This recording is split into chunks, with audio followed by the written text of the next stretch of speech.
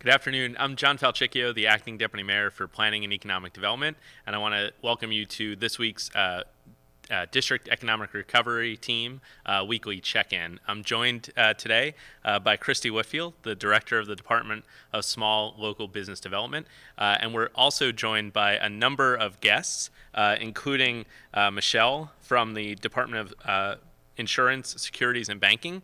Michelle leads the Office of Financial Empowerment and Education. So we'll hear from her, as well as David from the Economic Development, who's an Economic Development Specialist at the Small Business Administration. So we'll get started with our guests in a moment. But first up, I want to ask my colleague, Christy, to tell us a little bit about what the department's been doing lately and introduce our first two guests. Thank you, Deputy Mayor. It's a pleasure to be with you here today. We are excited for another interesting conversation here on the DIRT Weekly Check-in. So here at DSLBD, the team stays ever busy in these changing moments and times during this coronavirus pandemic. You know, we've been excited to work with the small business community. I think a couple of updates that we want to say is over the past month or so, we have actually reached out to every CBE that's registered in the district, and really just as a wellness check-in to talk with them and say, how are you doing? What are you needing? How are you handling this pandemic? To try and hear firsthand. And also we had heard from a lot of people that they were stuck in phone trees as they were asking for help, and we wanted them to hear from a live voice that DSLBD was there to help and to help shepherd them through some of the resources that we're going to hear about today, like the PPP, which we know is still open, we're excited about. We were interested to hear that more than half of our CBEs had applied and about 40% had received the PPP. We also are working with our main streets, under the leadership of Deputy Mayor and the Mayor. We're excited to distribute over 3.5 million masks to businesses that had opened during phase one. And we are also have an ongoing Build Back Better series, because we know that we know that these times are changing regularly, and we know that businesses have questions. And the Build Back Better series is DSLBD's way of making sure that when business owners have questions that they want to look at the middle of the night and click somewhere and have a answer, we've got the Build Back Better series where we're bringing on experts and other peers that might help them think through some of these questions that you're thinking through in the middle of the night. How might I pivot? Should I consider other types of economic tools like bankruptcy? Should I be looking at, renegotiating my lease? So I really encourage people to check out our Build Back Better series. So DSLBD is here for you, DSLBD.gov, and we are anxiously at the other end of the line, 727-3900. Press 3, and you will either get a live voice or a quick call back. So thank you, Deputy Mayor. Great. Thank you, Christy, for that update. I want to bring in another one of our guests who's joining us virtually, and that's David at the Small Business Administration. David, wanted to get an update from you about the assistance programs that the SBA has during this COVID pandemic. As we talk about our response, we also want to make sure that we're also keenly focused on the recovery. So David, love to bring you in to talk about where we are with economic injury disaster loans, as well as the Paycheck Protection Program, both of which have gotten a lot of attention in recent weeks. So David, I'll turn it over to you, which looks like you're coming to us live from the SBA. Is that right? Yes, we're partly back in the office, skeleton crew. I'm all by my lonesome here today. Okay, so the EIDL advances and or grants, however you know them, that has been depleted, that fund. And so that's only going to get replenished if Congress does something about it. So we're all remembering ninth grade civics. Congress is in charge of everything. The economic injury disaster loans, however, are still going. You can still apply for them. They're open for agricultural as well as non-agricultural businesses, all the legal ones. So you should apply if you have not yet applied. If you have already applied and it's been taking a while, don't reapply. That will just make things, it'll muck up the works, right? It'll slow things down and it'll confuse things. Don't do that. The PPP is still going until August 8th. You can apply. There have been changes to it. No longer is the threshold for forgiveness having 75% of it used for payroll. Now it's 60% and 40% for operating expenses. There are differences in what the PPP and the EIDL are intended for. The PPP, it's all in the name, Paycheck Protection Program. If you have more questions at the end of this, we can talk about it. You can ask me.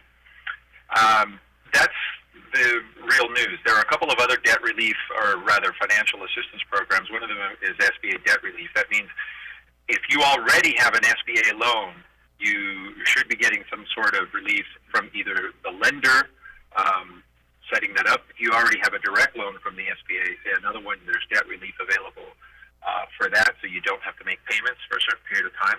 As well, any SBA guaranteed loans that are made before September 27th of this year, or dispersed by the September 27th of this year, the SBA is going to pay the principal, interest, and fees for the first 6 months, right? So that's the SBA, that's the other SBA debt relief or financial assistance program during this pandemic. And lastly, there's the SBA bridge loan program. If you already have a business relationship with an SBA lender, you can have a fast turnaround time for up to $25,000 loan. The purpose or the way to work it is you get that $25,000 loan as a bridge loan, and then you apply for the economic injury disaster loan, and then you use the EIDL to pay off the bridge loan. But the bridge loan should happen quickly since you already have a relationship with an SBA lender. So broadly speaking, those are the four SBA COVID-19 relief programs that you see, and they're all explained there on the link that I gave Tatiana to share with everyone. And so they're all there. That's basically it. That's what's going on with the EIDL and the PPP. And David, we're going to open it up later in the call for questions from business owners and other interested parties. So we hope that you'll stick with us for that. So there's people who are watching us on channel 16. There's other folks who are watching on the stream, and then there's still others listening on the phone. So if folks are on the phone and have a question for David or any of our panelists, you can get into the queue by pressing 0. So we'll ask folks to do that now and get into that queue, and really want to thank you for joining us. I know there's been a lot of questions this week about the economic injury disaster loan. Could you tell us too, because it seemed like it may have closed out or it didn't close out. Can you just walk us through what the change was this week, or what happened this week? The only change is that we ran out of money on the economic injury disaster loan grant, or advance, as it was known on the webpage. So that was the one that was up to $10,000. So $1,000 per employee, or $1,000 for the employed or self-employed person for a sole proprietorship. So that money has run out. There was $20 billion, and it's gone. So no more EIDL advances or EIDL grants, because that's what they were effectively. But the disaster loans program is still going. There's still money in that program, so you can continue to apply. That's really the change that was announced through a news release. Got it. And I know we're anxious to see that Congress come back and act. We in the district have a request to be made whole from the direct aid that states got during the CARES Act, where D.C. was treated as a territory, and we hope that they'll be treat us as a state like we are in every emergency response and recovery function, and really kind of address the injustice that we saw in the CARES Act, where we received $490 million, which we've used for our response effort, and we really need to see the rest of the $750 million from the Congress in order for us to continue our response effort, but also to look towards our recovery as well. So as David pointed out, the SBA will be looking to see if there's an extension of the grant program that he talked about. We're also looking to see how Congress will act to make the district whole as well. Christy, any questions for David? Hi, David. Nice to see you again. So to be clear, if you are still interested in the loan is available, but the grant is expended. And Correct. So I think that, we have, so if you're interested in the loan, and the loan, I believe, is a 30-year fixed rate loan. And can you maybe review what Yes. people, the uses that people can go over to use the loan for? Sure. So the loan is a 30-year, it's a fixed rate loan, it's 3.75% interest. There's no prepayment penalty, and the first year's payments are deferred for 12 months. Interest begins accruing when the loan is dispersed, but you have no payments due for the first 12 months. So it's meant to be a loan that's relatively easy to pay because it's a working capital loan, meaning you can use it for fixed costs and expenses. You can't use it to expand the business. You can't use it to make new capital equipment purchases. You can use it for maintenance. So, for example, let's say you have some sort of vehicle. You can use it for maintenance. The vehicle needs a new engine. Great.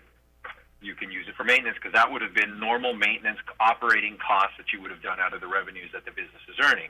But you can't use it to buy a new vehicle. See what I mean? So you can't use it for expansion or new things, but you can use it as a working capital loan for normal working capital, sort of expenses, rent, utilities, accounts payable, notes payable. You can't use it to refinance another loan, but you can make the monthly payments with it. But you can't if the idle loan if the idle is big enough to completely pay off a different one, you can't use it for that because that's effectively refinancing it. Can't use it for that. So working capital loan, that's what it's for. And then what's the average amount or the maximum amount that a business can apply for the idle? So when you apply, you don't put in a figure that you apply for. We're going to get the application, and then we're going to determine the amount that you qualify for. The maximum right now is $150,000 per business, and that's just because of the number of applications we've had. We passed 8 million applications a couple of weeks ago, since March 12th. Wow. Which is very difficult to comprehend. But yeah, we passed 8 million applications. We've processed about close to 5 million of them so far. We're still at it. So to ensure that the money doesn't run out before we get to everyone, they cap the loans at $150,000 right now. And about how long does it take to find out if you get the loan? Well, that is hard to predict. Here's why. So, when everything was really crazy, not that things aren't crazy now, but when everything was really crazy in April, and before the idle temporarily shut off, we were getting so backed up, we were getting slammed with a tsunami of applications. So for some people, it turned into 40 days from application until funding. For some people, it turned into 4 months. I got an email from a business owner just today that they finally got their money earlier this week. And that was because of complications in their application. And here are the complications. So for those who are in the middle of these complications, if you're a business owner right now, this is what has caused it. And if you're going to apply because you haven't applied yet, be very careful, be very attentive to the details about the application. 30% of the applications, roughly, that we have received have problems in banking information. People confuse the account number with the routing number. People give us the wrong name of the bank. People give us their personal checking account instead of a business checking account associated with the business. People give us the wrong name of their own business.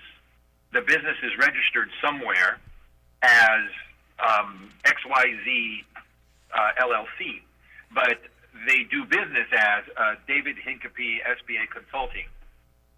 That's not the name of your business. When we go check the name of the business, we want to know that it's XYZ LLC. The name of your business is not the thing that's on your business cards necessarily. This might seem like a minor little detail, but if anybody was watching the hearing a week and a half ago, I guess, where the Office of Disaster Assistance Associate Administrator was at the Congress, he was saying this is the first time we've done positive ID checks to make sure there's no fraud. So when we do those checks, if things do not match, it stops everything, right? give us the right email address. We have had people who get their loans delayed for 4 weeks because they give us david.hincapie@yahoo.com, and then they change their mind and for some reason say, oh, wait, no, I should have given them the Gmail. Okay, great. So now you got to call Disaster Assistance Customer Service. Keep in mind, there have been 8 million applications. There are tens of thousands of people calling that number every day, and you want to call them up to change your email address because you didn't get it right the first time. Don't shoot yourself in the foot. Go slow, pay attention, do it right the first time so you don't have any of these interruptions later on. So things are speeding up. Long answer to your question. They're slow for some if you make mistakes, but right now, 30 days from time of application until the time of funding is what you should expect. Some people have got it very fast, in a week, and some people it took months. That's the best I can tell you. Okay. Thank you for that, David. And can you tell us a little bit, too, about Paycheck Protection Program that is extended now, the deadline for that program, and just tell us a little bit, too, about the specifics of what the forgiveness, the usable, allowable period of the program is, and then also the percentage for forgiveness. Right. So, broadly speaking, let's start. Okay, so it's been extended to, you can apply until August 8th, because there were still, I think at the time they extended it a week and a half ago, there was, I think, 110 or $120 billion still left in the pot. So they extended it so people could apply. So broadly speaking, there are 4 conditions that you must satisfy to get the PPP loan forgiven. So, Paycheck Protection Program. Did you protect paychecks? You have to keep people employed or rehire people that you had to furlough or lay off because you had no revenue because of the pandemic. That's the first thing. 60% of it has to be used for payroll. That's the second thing. You have to pay people what you were paying them before. So whatever per hour you were paying them, or whatever salary, or whatever number of hours they were working, right? They have to stay at the same. So you have to keep the same number. You have to keep the same number of people employed, 60% for a payroll, pay the same as you were, and you have 24 weeks in which to use this. So before, you had to keep them employed for 8 weeks. That has been superseded by this other thing. So really, there's the 3 broad things. Now, there are exceptions. Suppose you try to hire everybody back, but they don't want to come back. They're too afraid to come back, or they can't come back for the same number of hours because they have someone that they have child. I mean, this is a real problem for a lot of people now. They don't have child care because they're home from school for the summer, and who knows if they're going to be even in school in the autumn. So you can't hire them back at their old hours, or you can't hire them back at all. Well, that's not your fault. So you act in good faith to carry out the purpose of the Paycheck Protection Program, which is protecting paychecks. Did you attempt to do this? Yes. You send them a written offer of employment. You tell them, look, I'd like to hire you back, and we'll pay you what we used to pay you. Even though you can't come to work because we're shut down, we'll protect the paycheck. We'll pay you even though you can't come to work. And if they decline that, then that's not on you. You acted in good faith. You attempted to carry out the purpose of the Paycheck Protection Program, so your loan forgiveness will not be reduced. You will have the loan forgiven. Or if somebody says, yes, I will come back, but I can't work 37 hours a week anymore. I can only work 27 hours a week. They have to ask for that in writing. You document it, and then your loan will be forgiven as if they were working back at their normal hours. So the key here is, ask yourself the question, what is the PPP for? To protect paychecks primarily. Did I try to do that in good faith? Yes. Your loan will be forgiven, but you have to document everything. Thank you. No, that's really helpful. I want to make sure we come back to you because I imagine that some of the callers and viewers will have some questions. If you want to get in the queue to ask a question of David, press 0 now, and we'll come back to David as we go through our panelists. But next up, I want to bring into the conversation Michelle Hammonds. Michelle works in the Department of Insurance, Securities, and Banking, and today she's going to present a couple of the new programs that her department has about financial empowerment for district residents. Thank you so much, Deputy Mayor. It's a pleasure to be here, and I want to send greetings on behalf of my agency director, Acting Commissioner Karima Woods. It's a pleasure to chat with everyone today. I can't see the slides, but I'm going to just ask if you can move to the next slide to give you an understanding of what the Department of Insurance, Securities, and Banking does. And so we are really the regulatory agency for the District of Columbia as it relates to financial services.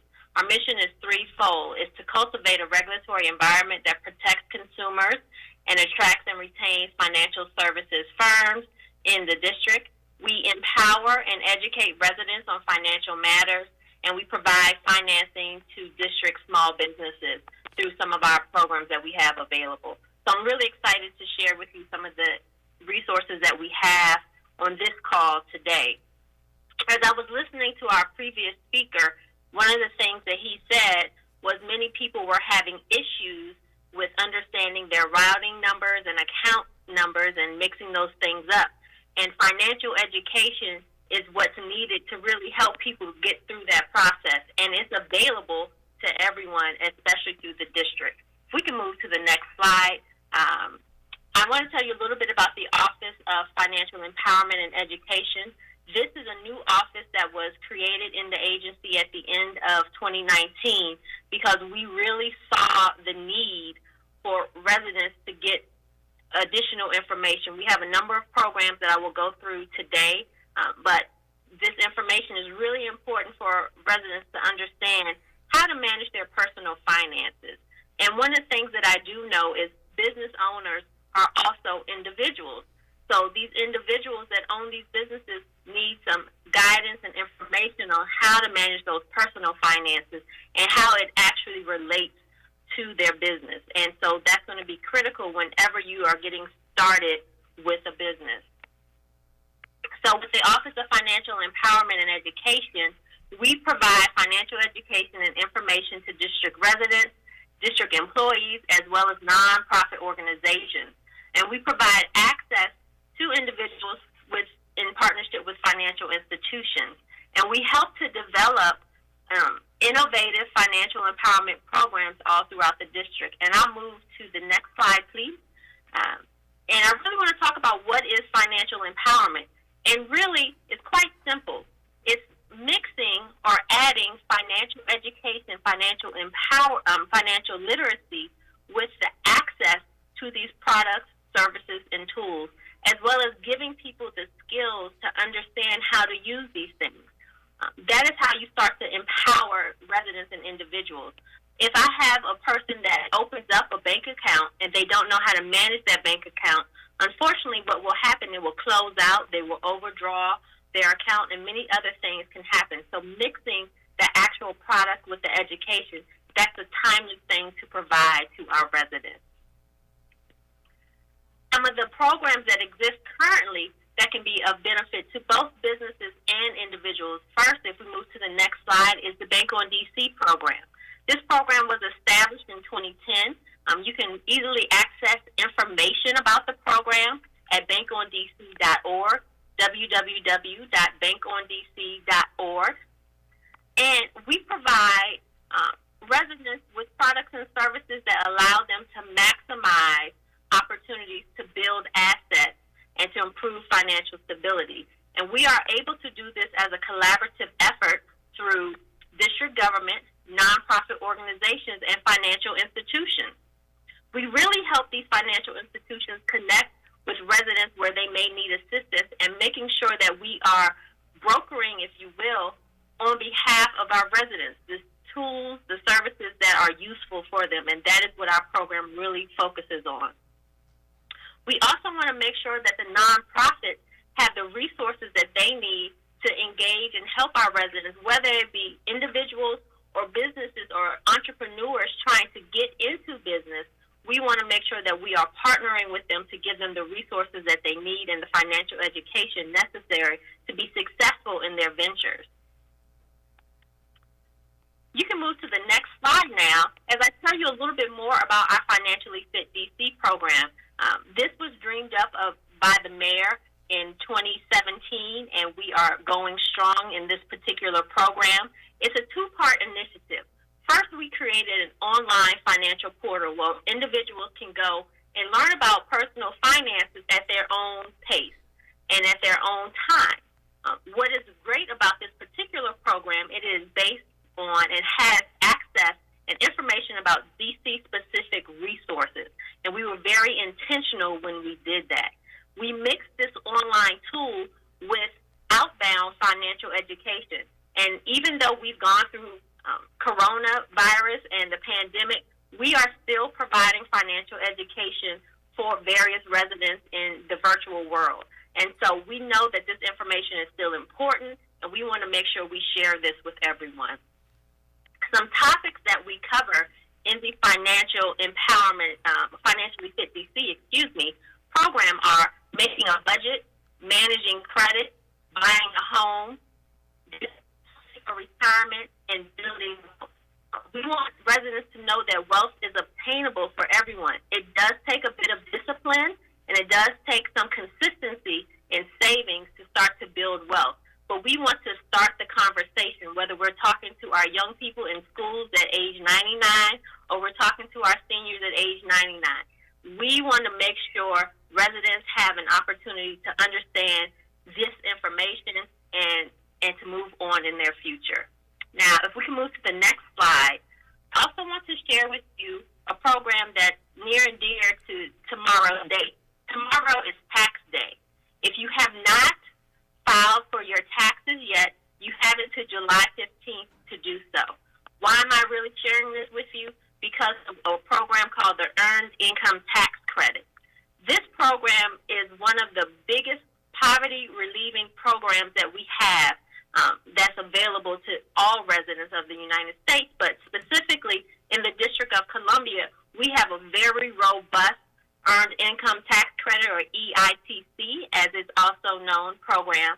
And we need people to file in order for you to have access to these additional funds, and this can be a large lump sum for a resident to receive.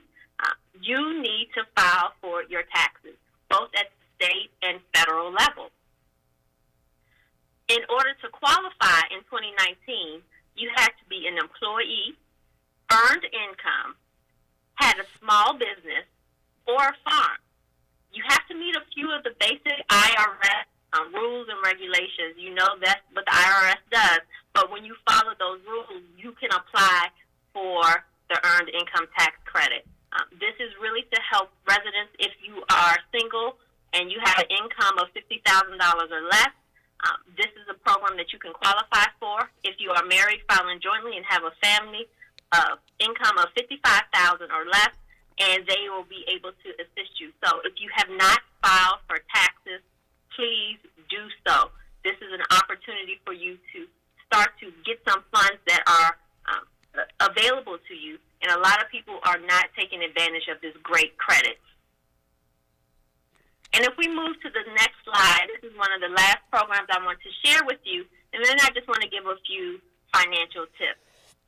But our DC Opportunity Account, this is a program where we have a match savings program for residents of the district to help them advance in some of the things that they want to do as we're talking about this asset building opportunity. Individuals that are interested in starting a business, going to college, they may have some medical things that they needed to take care of. They may have some major home repairs, or they're trying to purchase a home. This is a program that can help residents have access to additional cash for being disciplined and saving. So we match, the district matches your savings. If you save $1,500, the district will kick in $3,000. But in addition to that, we have outside partners that will give you an additional $3,000. So for $1,500 that a resident provides or saves up, we can match it up to $6,000. So that's a 4-to-1 match. That's money that's available to you, and you have to really go after it. We do have some. We are looking to continue the program throughout 2020. We had some great participation in 2019. And we are working with our vendor, Capital Area Asset Builders, to make this happen. So this is some programs that are available to residents now to start to build their assets and their capacity. And then I just want to give a few tips as it relates to finances, as it relates to your personal side. One of these things is when you're thinking about how to manage your money and how to get through what we're going through now, we know it's very turbulent times. And we want to give you practical information without pointing a finger and saying you should have done this. And that's really not the case. It's really taking an assessment of where you are. Control your spending. Make sure you manage your current debt. Avoid new debt if at all possible. You want to invest in yourself. This is a time where we see a lot of people taking this time to maybe start that business, to get some additional education or information. And this is a great time to be utilizing that. And we really want to encourage people to protect what you have. And you can go through this and a few other tips. And really, if you go to the next slide that we have, it is really take an assessment of your situation. Pause and really think, how much do you have? How much do you have coming in and going out? You have to get real with yourself really quickly to make sure that you are managing your finances in a great and equitable way for yourself, and then also thinking about your family. You definitely need to create a budget if you haven't created one, and you want to trim the fat. How are you practical with what you're spending, where your money is going, and do you really need all the things that you needed in the past? And you have to take that upon yourself. It's a personal choice, but what is going to be most important to you? And then most importantly, I want all our residents and people to know you are not alone. We are all in this together, and we will get through it together. But you have to really reach out and talk to your creditors or whoever you owe money to let them know what your situation is. This is not the time to be shy and be prideful and not have a conversation with your lenders or your creditors. You want to let them know what's going on in your personal life, what's happening, and so that you can create a plan that makes the best sense for you and your situation. And so those are just some of the financial tips. Those are some of the programs that we have that are currently existing. And, of course, I'm open to any questions that you may have, Deputy Mayor.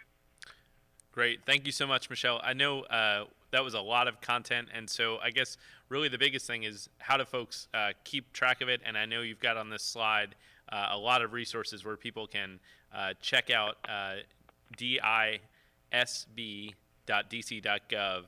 so disb.dc.gov, and then, of course, all the social media as well. We'll make sure we get this information out to folks who are listening in and make sure we share it on our social media as well. So I want to thank everybody thank Michelle for joining us. But I want to turn to Christy to get to the panel discussion with our business owners. So, Christy?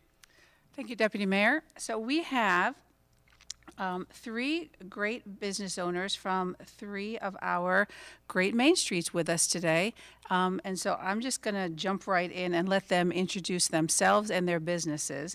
And I think in no particular order, but since I see one of our Main Street directors, yep, I see you lurking in the background there, Bill McLeod. I'm going to start with the DuPont Main Street business, and it's Yuhan from Valley Brook Tea. Yuhan, welcome. Thank you for joining us. Tell us a little bit about your business, and then tell us about the SBA support that you've gotten, and then talk to us about being a part of the DuPont Main Street too, if you would, please. Oh, yeah. Hi, my name is Yuhan Zhang. I'm the owner of Valley Brook Tea. Our business is at the corner of P Street and 21st Street Northwest. So we are 1 block away from DuPont Circle. We're a family-owned tea store, and my family is actually the tea producer, which means we supply ourselves. We first opened on February 14th this year, exactly 1 month before the shutdown, and we have reopened on May 29th, the first day of phase 1. So far, we have received DC micro grant and PPP loan. It helped us get through the first month of shutdown. As a new business, we actually made our rent in 13 days, and that was in February, and that was even before our business got featured in the Washington Post. So therefore, I believe our struggle now has nothing to do with us being a new business. It is purely COVID related. Here in DuPont Main Street, the executive director, Bill, has helped us reopen, clean up the storefront because we had a homeless situation during the shutdown. So that has been very helpful. Since the reopening, we are now doing about 10% to 20% compared to pre-COVID. And about 50% of our daily customers now are returning customers. We have not seen a meaningful increase in terms of volume when we moved from phase 1 to phase 2, because our biggest challenge now is the loss of foot traffic. So here are some numbers. Last Friday, I stood in front of my door and I counted the number of people just passed our business between 4 p.m. to 5 p.m. And that was 36 people. And this number includes multiple people who passed multiple times. And again, this is Friday between 4 p.m. to 5 p.m. 36 people is a very small number for DuPont Circle. And here's why we actually lost such big traffic. On a normal day, we have 4 kinds of customers. We have our residents here in DuPont Circle in the Georgetown. We have college students, and we also have office workers, commuters, and hotel guests nearby. We used to do hours from 7 a.m. to 9 p.m. and hotel guests come in early morning and late night. And our store in the afternoon, lots of college students come between 1 p.m. to 4 p.m. Now we have lost all those traffic, but our local residents, students, from our perspective, students are not likely to fully come back until next spring. And many office workers will definitely work from home until at least September. Hotel guests, especially conference goers, I think they will disappear again until next year. And even for residents here, most of our customers are actually seniors, and naturally they're very concerned with the overall COVID situation in the country. Therefore, even though the numbers here in DC can be quite low, some of our customers are still very not confident going out. We actually received messages from our customers saying that they want to come to the store and support us, but they just don't want to go out, so they purchase gift cards, something like that. So with this situation, we have huge financial challenges, and both in fixed cost and variable cost. Our biggest fixed cost is rent. That is simply one thing we cannot avoid every single month. And the second thing is that we have problem hiring people, especially new hires, because we have people coming to the shop every day asking for a job. And every day we have to turn people away because with this economy, we cannot afford $15 per person per hour. We just can't afford any new hire. So like many others, we are in this survival mode. So to better get through this, we need help. We need all kinds of help. For example, financial support for rent, hiring, or both. And I like to emphasize this is not just a one-time thing unless it's big enough, because the length of support must be long enough. For our particular business, we need support until the holiday season.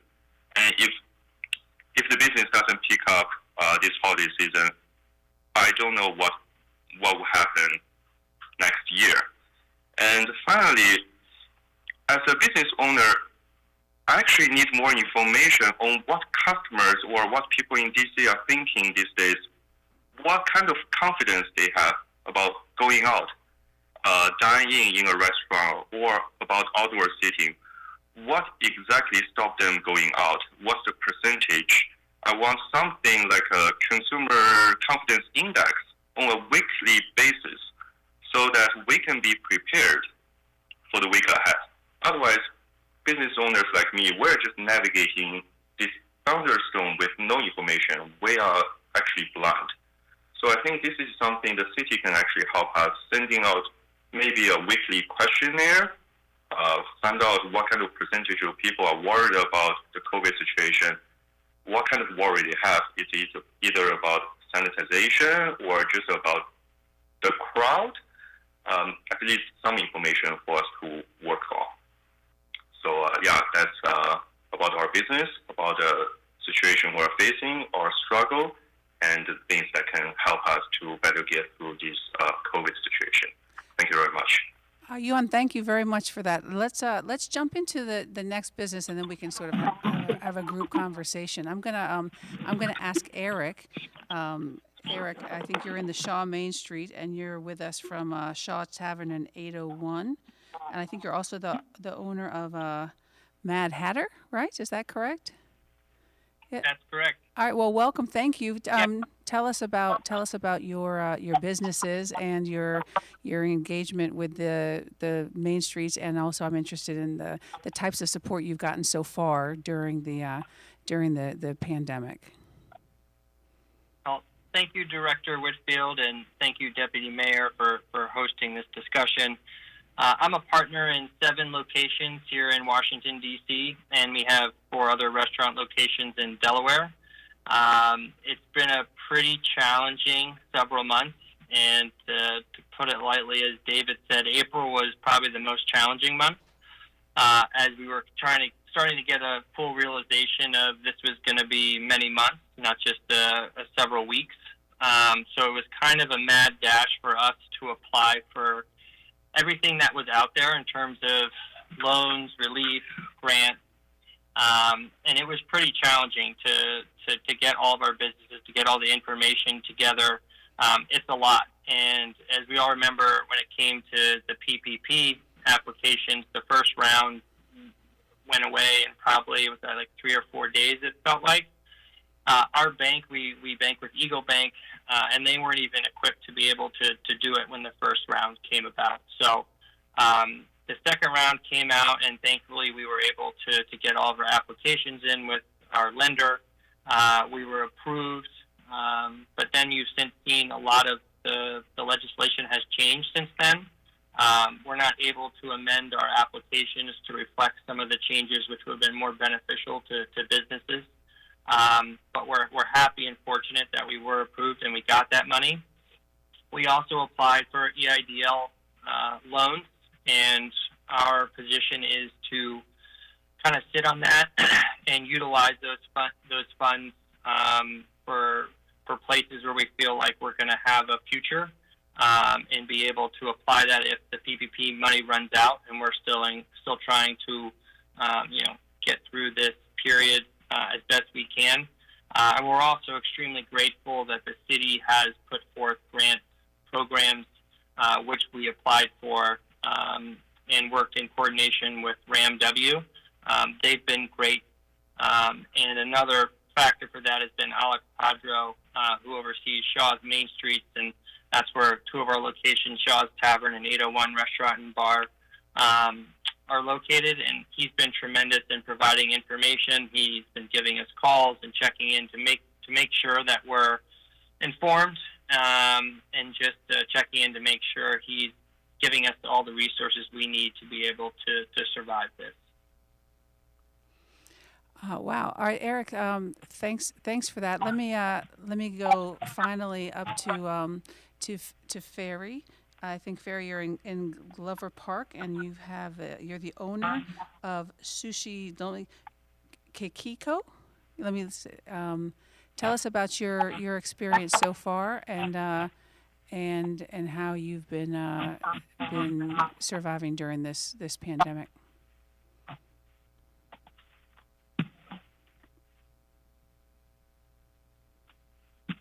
I think you're still, Ferry, I think you're still muted. Sorry, I was on mute. Thank you, Deputy Mayor and Director Whitfield, for having me today. So my name is Ferry Huang of Sushi Keiko in Glover Park.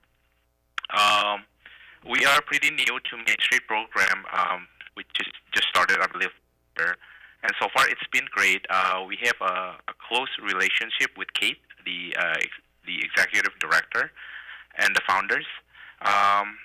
Gopher Park really needed a Main Street because the businesses, they were not aligned and without it during COVID.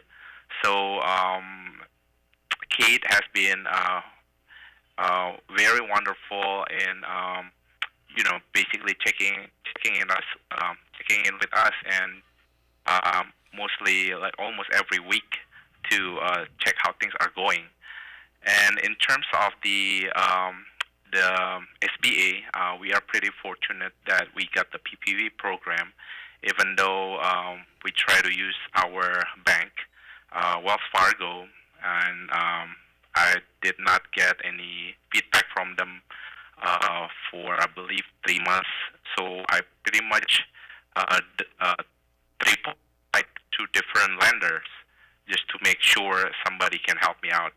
So finally, I got the PPP loan from Ready Capital, which is not local, and I got the loan from there.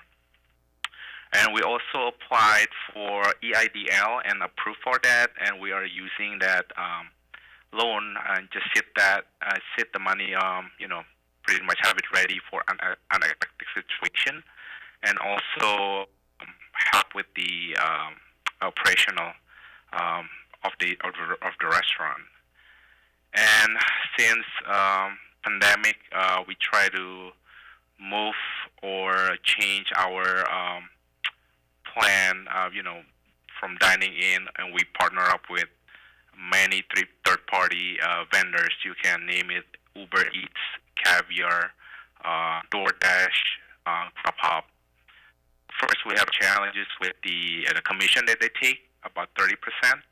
And good thing the city was able to cut it down to 15%.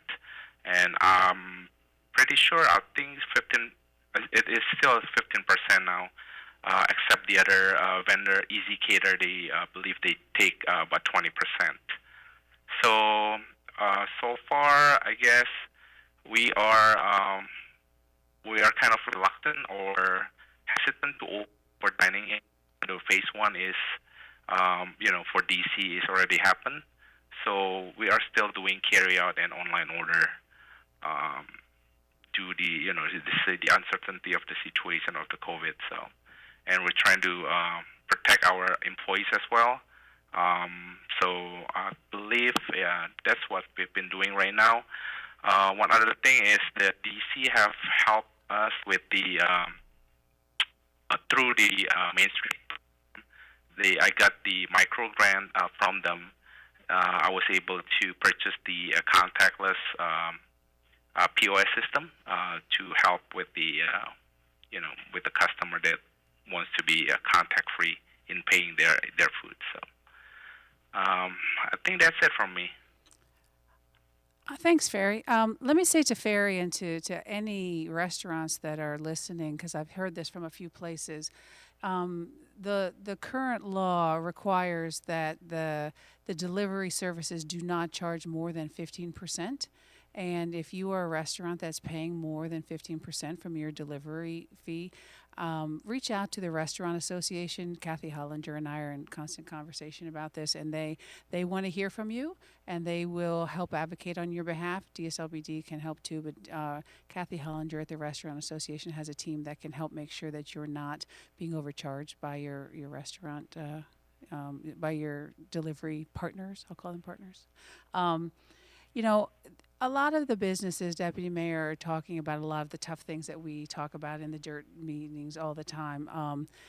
Ongoing expenses with rent, as we know, with diminishing sales, and the challenges that businesses continue to face as we kind of look down the barrel of, not knowing when this pandemic, is going to end. I was saying to somebody recently that I'm not talking about new normal anymore, and I'm not talking about getting back to normal. I'm just talking about life now, right? And I want to ask each of you, as you are sort of settling into this phase, have you all, done things in your business? What have you all been doing in your business models? I know that, we talk about the challenges as we kind of move from phase to phase. And I don't know if any one of you want to talk about how you've maybe looked at your businesses a little differently as we think about kind of ongoing operations. I know, Eric, you've got 7 businesses, so maybe you might have a slightly broader perspective on that. Yeah, and some of our business models we just know will not be successful or safe to operate. For places like Mad Hatter, we're largely volume based. We like to bring people together to have a good time, and DuPont is just very slow. And Yunhan had mentioned that the foot traffic on Connecticut Avenue, where 3 of our locations are, has been very low. And we rely on people going to work, being at the office, colleges being back, tourists being back, hotels being filled. For some of those places, we tried to open and do takeout delivery, and it didn't work. It wasn't beneficial for us. In other locations where we have spots that are in more residential areas with outdoor seating, Shaw's Tavern, 801 has a rooftop. We've been successful to operate with limited operations, first starting with takeout and delivery, which was a great way to at least get some of our key staff back on payroll and get them back working again. And then as we've gone into phase 1 and phase 2 to expand operations, bring more people on. The biggest thing for us, I think, is not necessarily driving revenue, but taking care of our staff and operating in a safe environment. And I think what we've seen that's happening across the country is we don't want that to happen in D.C. is where we go too quickly. We reopen too fast, and having a restaurant go backwards to change operations in our business model again is extremely difficult. We had to do that in Delaware with the governor changing operations for 4th of July weekend. All bars were forced to close back down. It was really tough because then you're having tough conversations with employees, changing how you're doing sales, what product you're offering, and customers are confused. So I think DC is taking the right approach. We're just trying to get through this. We're thankful for the SBA and our city officials reaching out and helping us get through this as best we can. I think we're all in this together, and getting through it together is, I think, the only long-term solution. And we're just trying to be smart and evaluate with the information that we have. Have any of your landlords? Have any of you talked with your landlords about help with the rent? Has that been a conversation that any of you have engaged in?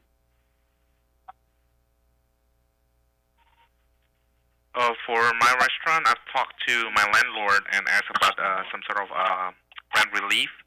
My landlord owns 6 different restaurants in DC as well, so he told me that he didn't get any relief, so he couldn't provide me any relief as well. That's the challenges that I have with the landlord. And I was thinking about more lease, but I have not thinking what should I do in the next year or for the future as far as modifying lease.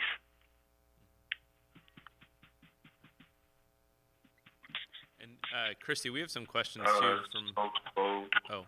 For Valley Property, this is Yunhan. We were able to negotiate a rent decrease, temporary decrease with our building owner, but it's not forever. So there will be a time in the future we have to renegotiate, because at the beginning of the COVID, we never expected this can last as long as it has right now.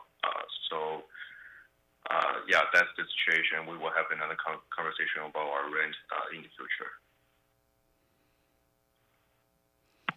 Yeah, and I'll just add that some landlords seem to understand and willing to share in the loss. others, I will not mention names, but have not been as forgiving and are expecting full rent repayment. The PPP program, the change to 60/40 definitely helps with that conversation. But for us, for some places, it's not going to fully cover rent. And if you're completely closed and you don't have income coming in, we're going to be short. And then what is the fall, winter going to look like if we're still battling this without a vaccine? So I know Congress is going to try to put out a CARES 2 Act, hopefully at the end of the month.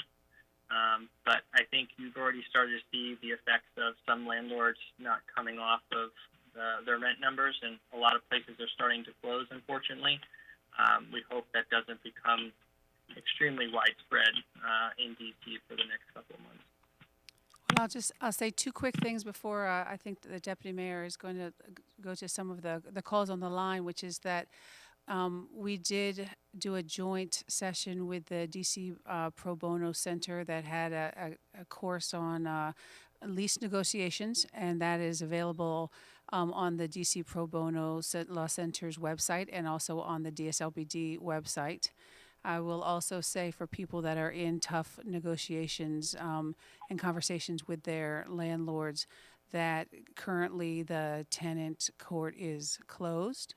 Just a piece of data. Tenant court is closed. You can't be evicted right now. Well, thank you to the business owners who joined us. I want to ask you to stay on the line as well because we have a few questions that we want to go to the phone line for. So we'll go to the first question is Miles in Ward 7 who had a question about the SBA 8A program. Miles, can you hear us? Yes, I can. Hi, I'm Miles Gray. My CBE is Brands Build Culture, DC. We recently pivoted and set up a hand sanitization company based out of here in DC. So, two comments and a question. So, first, kudos to you, Deputy Mayor Falchicchio, and the mayor for piling us through, a literally unprecedented time that has included a public health crisis, a military occupation, things that we could have never imagined. I know there's a lot of criticism that goes towards your office, but thank you so much for the leadership that you and the mayor have provided. Director Whitfield, same thing. Many kudos to you. I was one of the CBEs that got that direct phone call. I was actually having a very low day that day. So that call from DSLBD, definitely gave me hope and, kind of give me some strength to get up here and stand up this company that we've stood up here. Coming towards Deputy Mayor Falchicchio, I wonder if some thought could be put towards a digital version of Marion Barry's Summer Youth Employment Program, something that was kind of retooled, for our current moment. There's a lot of smart people that are sitting at home, underemployed or unemployed, who I think that using, technology, we could train, get up and going, and help, kind of bridge that gap between, now and wherever our future holds. Director Whitfield, speaking to your idea of companies pivoting, I think that a technological overlay, maybe over, how OTR and DCRA, I know those are not your, departments per se, but just kind of a basic checklist of how you actually do start a business. I think we make an assumption a lot of times that people, know the difference between federal and state taxes, or know what an FR 500 form is, or know how these things actually work. And there's going to be a lot of people who, obviously need to start businesses in this time to kind of find a way, to the future. So just maybe a simple checklist that's located somewhere where people could say, hey, okay, this is the first thing you do. File your for your IRS paperwork at the federal level. File for your state paperwork. DC requires an FR 500, and you can take these articles of incorporation down to this local community bank, and from there you can open a bank account. Just kind of walk people through some of those basic things. Almost similar to like how the CBE program is set up. In regards to the CBE program, as we've been going after a lot of the hand sanitizer contracts nationally, a lot of the other states require or they ask you if you are a minority owned business or a disadvantaged business? Have you been certified? And, a lot of the places that we give our DC certification, they don't accept it because there's no reciprocity between the states. So maybe if some thought could be put towards, how, reciprocity could be given, once you're certified at the DC level in some of the national contracts. And then going into Mr. Hincapie, so first of all, thank you so much for coordinating, a fabulous program with the PPE and the EIDL. Most importantly, thank you all for making sure that the user experience and the computer interface is probably one of the best UI experiences I've ever had, especially associated with, something financial. The fact that was such an easy process to go through digitally, made a lot of difference.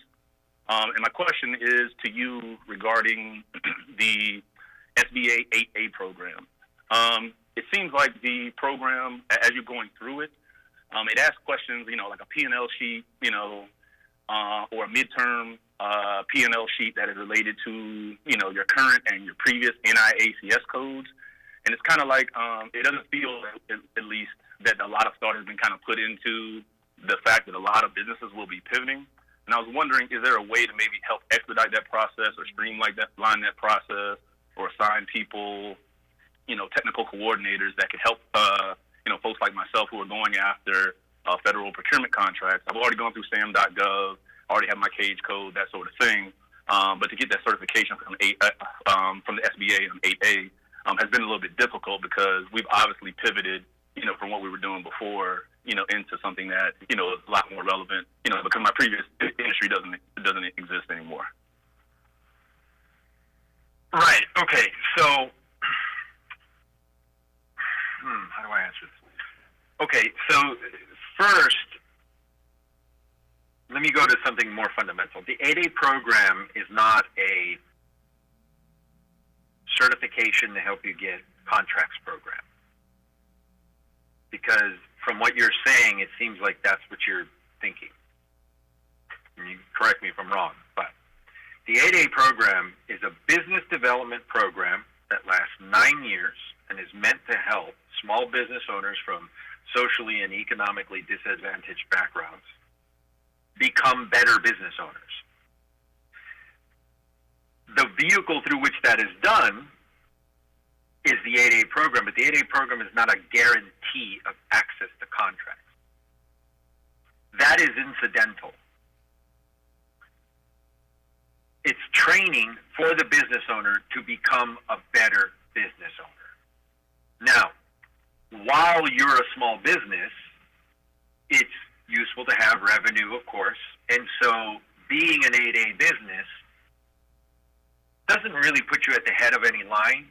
Just incidentally, it makes it a little bit easier for you to get some kinds of non-competitive contracts, because every agency in the federal government has targets: small businesses, women-owned businesses, veteran-owned businesses, etc.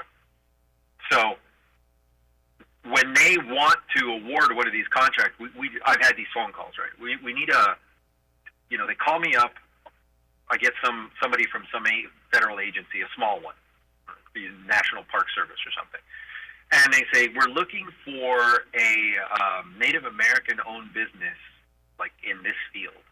Do you know of one? I don't know, right? You can go and look, but I tell them, well, check the 8A list of companies. That's how the 8A helps you. They're looking for small businesses so that they can meet their targets. So if you're, say, a contract specialist or contract officer and you need to satisfy these requirements somehow, you have to go out and find a small business that meets this socioeconomic category, the owners are in it. So you can just go out onto the economy and do a bunch of market research and spend weeks trying to find a firm, or you can just say, I'll take a shortcut. Let's see if any of the 8A firms meet this. That's how it works. But you see, that's incidental. That's not the main thrust of the 8A program. So just because you get 8A certified doesn't mean you're going to get a contract. You still have to do a whole lot of hustle. You have to do a whole lot of market research. You have to identify the agencies that want what you are selling. It's a lot of work. So it's not just about getting this. Now, as far as expediting this, no, there's no way to expedite it. As you can imagine, we're having trouble hiring loan processors. We can't hire them fast enough to process the applications for the disaster loans. And we haven't been authorized any money to hire more people to help expedite the 8A application that I know of. We've not seen any notice of that. As far as the pivoting, nothing has changed. I'm sorry, there isn't a better answer, but nothing has been altered. You're now going to be in a new NAICS if you choose to do a new business. That was the case before. There were business owners who said, wow, the bottom has fallen out of this, and we're going to change over to this. Yeah, you're starting over almost from scratch with your business history. You've never worked in that field before. Not completely from scratch because they have business experience, having been in a different sector for 5 or 10 or 15 years. That's an unsatisfactory answer. I know it's not the one you want, but it's the only honest one I have. Now, as far as something you mentioned earlier regarding getting business owners help, how you start a business, difference between federal and state taxes and local and all that good stuff. There was something I was going to bring up later, but I'll bring it up now. The SBA Resource Partners. We have 4 kinds of SBA branded, partially funded by the SBA Resource Partners. Small business development centers that are as old as the SBA. They go back to 1953. Women's business centers, veterans business outreach centers, and the SCORE mentors. In D.C., you have one of each. Well, the Veterans Business Outreach Center for this area is in Springfield, Virginia. But there is a D.C. Women's Business Center, a D.C. SBDC at Howard University, and there's a SCORE chapter in the same building as the SBA. All of the business advice they have is free, and anyone can go. I gather from Eric what he said about himself, that he's a partner in 7 different businesses. He probably knows a lot about business. But it might be where if he has to look for ways to pivot, or if he has to get new information regarding the circumstances now, what are best practices for safety in this pandemic or anything like that, go check out the SBDC websites and see what they're doing. The Virginia SBDC in particular has a really good recovery resource website. You can go and find out from them if you don't already know it. The Women's Business Center in D.C., that's at the National Community Resource Coalition or something like that. NCRC, they house the Women's Business Center. You can go there and get information. And there are the SCORE mentors. You go to score.org, put in your zip code, and you'll find the local chapter. You can connect with one of the mentors. The SCORE mentors are all business owners who are retired or semi-retired. So they're people who've already walked your path for many years, and they might be able to give you some knowledge under these new circumstances. So, the D.C. government, whatever it has, whatever it can provide, great. But don't forget, the SBA has these 4 kinds of resource partners that you can also go to as well. So, David, we have another question for you from Pam. Pam has a question about PPP and the sliding scale of forgiveness. So, Pam? Hi, yes. Okay. Hi, David. It's Pam. Thank you very much. You're really helpful. I just have 2 quick questions about the PPP. As I understand that if you spend less than 60% on payroll, you can still get part of it forgiven on a sliding scale. Is that correct? Yep. That information is all on the forgiveness. When you calculate the forgiveness amount, it's on the forgiveness application, which is on the SBA website. You go to sba.gov/PPP. That's the page that has all the SBA PPP stuff. Look in the section on loan forgiveness. It has the application. There's the easy application and the other longer application. Look at both of them, and you'll see which one is appropriate for you. Okay, great. And then also, is there a cap that we can pay our employees and ourselves, the other, as long as it's under $100,000? It doesn't matter how much we pay ourselves and our employees as long as we don't go above that cap? for forgiveness for the PPP? Well, the idea is that you pay them whatever you were paying them before. So I don't know why you need a cap. I don't understand. No, I'm wondering if we can pay them more than we paid them before. Oh, if you can pay them more, well, it's silent on it. Yeah, I had this question. I remember about a month and a half ago when people were first getting them, or as people were beginning to get the loans funded. You know, they wanted to pay some of their people a kind of hazard pay, and I said, well, it's silent on that question. It doesn't say you can't pay them more. It just says if you want full forgiveness, don't pay them less. Unless they ask you. Remember earlier, unless they in writing ask you to pay me less because I have to stay home and take care of my kids, then you're okay. But yeah, you can pay them more. Pam, thanks for those questions. Next up, we'll go to Brian, who had a question about the Earned Income Tax Credit. Hello. Hey, Brian, we could hear you. You had a question for Michelle? Okay, how you doing? Yeah, I just had a quick question. They were talking about, I have several employees that are under $50,000 a year, who are DC residents, of course. And so you were mentioning some programs that they could apply for that I'm just not aware of, the DC Opportunity Accounts in particular, that savings program. And then the Earned Income Tax Credit, I'm assuming that's something that they do when they file their taxes every year, correct? Can we just get a little bit more information on how to empower our employees who may make, these are W-2 employees who may make under $50,000 a year that can take advantage of some of these project programs? And what's the best way to share it with them? Absolutely. The Earned Income Tax Credit, you can easily go to the website, DCEITC.com, I believe. I'll check that out as I'm going through. But that is something that is available. Additionally, as individuals apply for their taxes, there is the Earned Income Tax Credit. That is the credit that is applied when you apply for your taxes. And so many times people, if they do not have to file, if they're not required to file because of their current income level, they miss out on this credit. So you do have to file both federal and state in order to get the federal version as well as the DC version. There's also free tax preparation that is available. Community Tax Aid is one of our partners that has been doing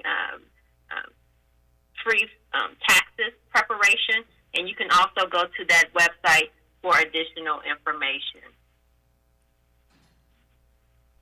And Michelle, on the opportunity accounts, the website or where they can find information about the DC opportunity accounts? Yes, and just let me give a correction. I'm sorry, it was DCEITC.org. I just had to look it up to make sure I had the right one. DCEITC.org for Earned Income Tax Credit. And then you can also go to opportunity accounts. You can find out information about that program directly from our website, disb.dc.gov.